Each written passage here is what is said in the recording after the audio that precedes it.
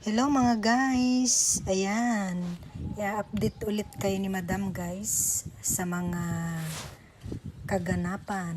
Ayan, so hashtag done flooring. Ayan, so sa wakas tapos na yung ating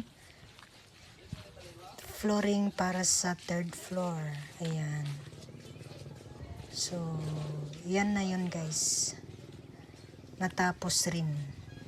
So, sabay-sabay nating panoorin.